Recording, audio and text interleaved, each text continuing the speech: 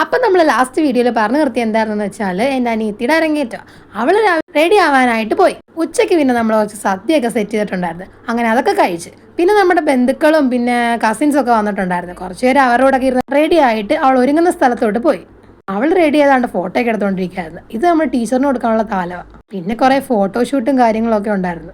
പിന്നെ ടീച്ചറിന് താലവും ദക്ഷിണയൊക്കെ കൊടുത്ത് ടീച്ചറിന്റെ അടുത്തുനിന്ന് അനുഗ്രഹമൊക്കെ മേടിച്ച് എന്നിട്ട് പിന്നെ ടീച്ചറാണ് ചെലങ്കയൊക്കെ കെട്ടിക്കൊടുക്കുന്നത്. ഒരു കാലിൽ ടീച്ചർ ഇട്ട് കൊടുക്കും, പിന്നെ ഒരു കാലിൽ നമ്മുടെ അച്ഛനും അമ്മയൊക്കെയാണ് കെട്ടിക്കൊടുക്കുന്നത്. പിന്നെ ഞങ്ങളുടെ റിലേറ്റീവ്സും കസിൻസും ഒക്കെ അവൾ ഒരുങ്ങുന്നിടത്തോട്ട് വന്നിട്ടുണ്ടായിരുന്നു അവളെ കാണാൻ വേണ്ടിയിട്ട്.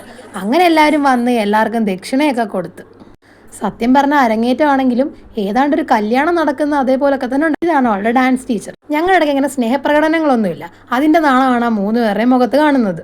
പുതിയൊരു അമ്പലത്തിൽ വെച്ചായിരുന്നു അരങ്ങേറ്റം. അവിടാണെങ്കിൽ ഇപ്പോൾ ഉത്സവമൊക്കെ നടക്കുന്നതുകൊണ്ട് ദീപാരാധന ടൈമിൽ ആനയൊക്കെ വന്നിട്ടുണ്ടായിരുന്നു. ചേച്ചി നാട്ടിലാത്തോണ്ട് ഓരോ വീഡിയോ കോളൊക്കെ ചെയ്തു.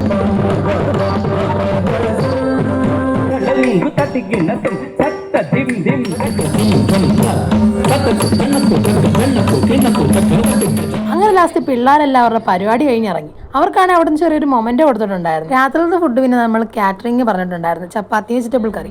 അതൊക്കെ കഴിഞ്ഞ് നമ്മൾ വീട്ടിലോട്ട് പോവുക. അപ്പം ഇന്നത്രേ ഉള്ളൂ. ബൈ.